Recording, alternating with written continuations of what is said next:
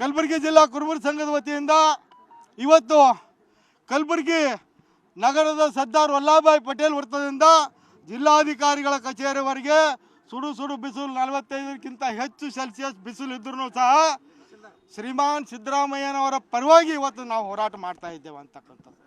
ಯಾಕೆ ನಾವು ಹೋರಾಟ ಮಾಡ್ತಾ ಇದ್ದೇವೆ ಸಿದ್ದರಾಮಯ್ಯ ಅವರ ದಶಿಂದ ಅಂತಂದರೆ 2023ರಲ್ಲಿ ಕಾಂಗ್ರೆಸ್ ಪಕ್ಷದ ಗ್ಯಾರಂಟಿಗಳನ್ನು ಕೊಟ್ಟರು.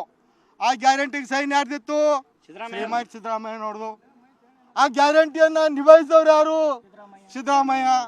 ಮತ್ತು ತೆಗಿಲ್ಗಿತ್ತೀರಿ ಯಾಕಪ್ಪ? ಅದು ಗೊತ್ತಾಗಲ್ಲ. ನೀವು ಹೈಕಮಾಂಡ್ ಬುದ್ಧಿ ಇಲ್ಲ, ಯಾಕೆ ತೆಗಿಲ್ಗಿತ್ತೀರಪ್ಪ? ಮಾನ್ಯ ಹೈಕಮಾಂಡ್ಗೆ ನಾನು ವಿನಂತಿ ಮತ್ತು ಆಗ್ರಹ ಕಲಬುರಗಿದಿಂದ ಮಾಡ್ತಾ ಇದ್ದೇನೆ. ಕಲಬುರಗಿ ಅವರಿಗೆ AICC ಅಧ್ಯಕ್ಷರಾಗಿರುವಂಥ ಡಾಕ್ಟರ್ ಮಲ್ಲಿಕಾರ್ಜುನ ಖರ್ಗೆ ಸಾಹೇಬ್ರಿಗೆ ನಾವು ಅತ್ಯಂತ ವಿನಮ್ರವಾಗಿ ವಿನಂತಿ ಮಾಡ್ಕೋತಾ ಇದ್ದೇವೆ.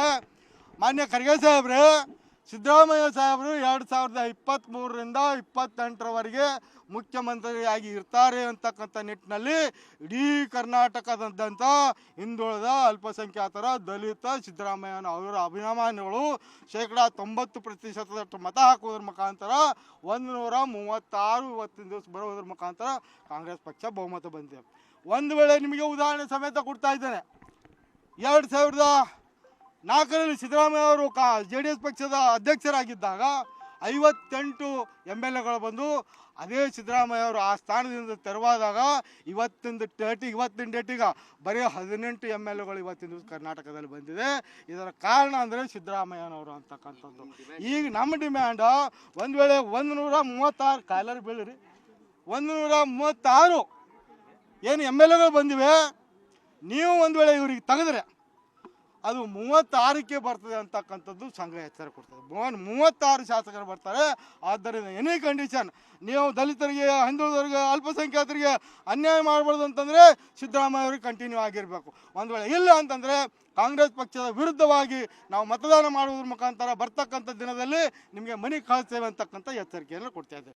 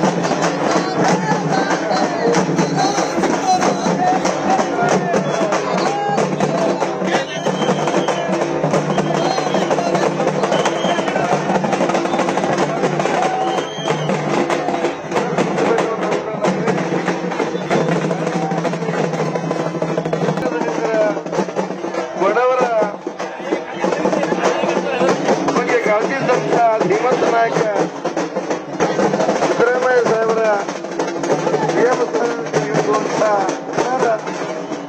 ನಡೀತಿದೆ. ಅದನ್ನು ಖಂಡಿಸಿ ಸಿದ್ದರಾಮಯ್ಯ ಸಾಹೇಬರ ಅಭಿಮಾನ ಒಳಗಿನಿಂದ ಒಂದು ಬೃಹತ್ ಪ್ರತಿಭಟನೆ ಹಮ್ಮಿಕೊಳ್ಳಲಾಗಿದೆ.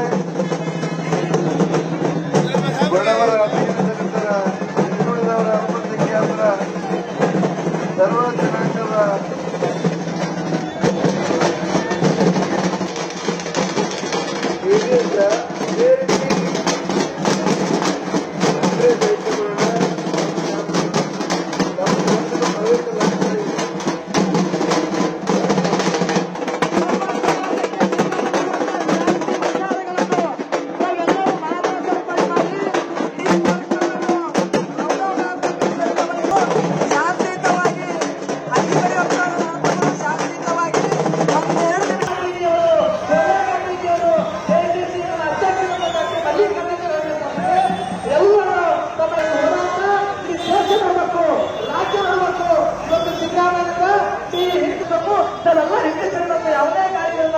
ಇವತ್ತು ರಾಜ್ಯದ ಮುಖ್ಯಮಂತ್ರಿ ಅವರು, ಇವತ್ತು ನಿಮ್ಮ ಕುರುಬ ಸಮಾಜದಿಂದ ಮುಖ್ಯಮಂತ್ರಿಯವರು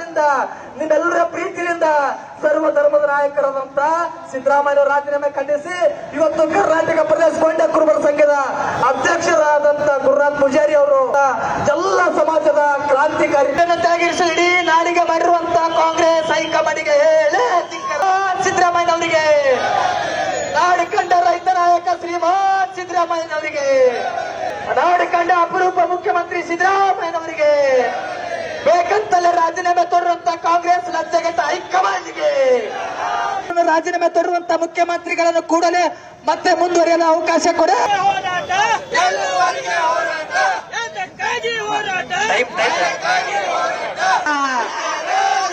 ಹೈಕಮಾಂಡ್ ನಿಮ್ ಸ್ವಂತಲ್ಲ, ನಿಮ್ ಸ್ವಂತಲ್ಲ. ಸಿದ್ದರಾಮಯ್ಯರೊಂದಿಗೆ ನಾವಿದ್ದೇವೆ. ಸಿದ್ದರಾಮಯ್ಯನವ್ರ ಜೊತೆ ನಾವಿದ್ದೇವೆ. ನಾಡು ಕಂಡ ಅಪರೂಪದ ಮುಖ್ಯಮಂತ್ರಿ, ರೈತ ನಾಯಕ, ಹಿಂದುಳಿದರ, ದೀನ ದಲಿತ, ದುರ್ಬಲರ ರಾಜೀನಾಮೆ ತೋರಿರುವಂತಹ ಕಾಂಗ್ರೆಸ್ ಹೈಕಮಾಂಡ್ ಅವರ ನಡೆಯನ್ನು ಖಂಡಿಸಿ ಇವತ್ತಿನ ದಿವಸ ಜನರ ಪ್ರೀತಿಗೆ ಪಾತ್ರರಾಗಿ ದಕ್ಷಿಣ ಭಾರತದ ಇಡೀ ನಾಡಿಗೆ, ದೇಶಕ್ಕೆ ಈ ಕಲಬುರಗಿಯ ತೊಗರಿನಾಡಿನ ಒಂದು ಸಂದೇಶವನ್ನು ಕಳಿಸಲು ನಾವೆಲ್ಲರೂ ಕಂಕಣಬದ್ಧರಾಗಿರಿ ಬಂಧುಗಳೇ. ಇವತ್ತಿನ ದಿವಸ ತಮ್ಮ ದಿನದಲ್ಲಿ ಕೂಡ ಶ್ರೀಮತಿ ಸಿದ್ದರಾಮಯ್ಯನವರ ಪರವಾಗಿ ಇವತ್ತು ರಾಜೀನಾಮೆ ತೋರಿರುವುದನ್ನು ಖಂಡಿಸಿ ಜೋರಾದ ಚಪ್ಪಾಳೆಯೊಂದಿಗೆ ಪುಷ್ಪಾರ್ಚನೆ ಮಾಡ್ತಾರೆ ಅಧ್ಯಕ್ಷರು. ತಾವೆಲ್ಲರೂ ಸಹಕರಿಸಬೇಕಂತ ಉಳಿಸ್ಕೊಳ್ತೇನೆ. ಸರ್ದಾರ್ ವಲ್ಲಭಭಾಯ್ ಪಟೇಲ್ ಅವರಿಗೆ, ಸರ್ದಾರ್ ವಲ್ಲಭಭಾಯ್ ಪಾಟೀಲ್ ಅವರಿಗೆ, ಸರ್ದಾರ್ ವಲ್ಲಭಭಾಯ್ ಪಾಟೀಲ್ ಅವರಿಗೆ, ಮುಖ್ಯಮಂತ್ರಿ ಶ್ರೀಮಾನ್ ಸಿದ್ದರಾಮಯ್ಯ ಅವರಿಗೆ. ಪ್ರತಿಭಟನೆಯಲ್ಲಿ ಭಾಗಿಯಾಗಿರ್ತಕ್ಕಂಥ ಇಡೀ ದಯವಿಟ್ಟು ನಾವು ಶಾಂತಿಯುತ ಹೋರಾಟ ಮಾಡ್ತಾ ಇದ್ದೀವಿ. ನಾವು ಇವತ್ತು ಕಾನೂನುಬದ್ಧ ಹೋರಾಟ ಮಾಡ್ತಾ ಸರ್.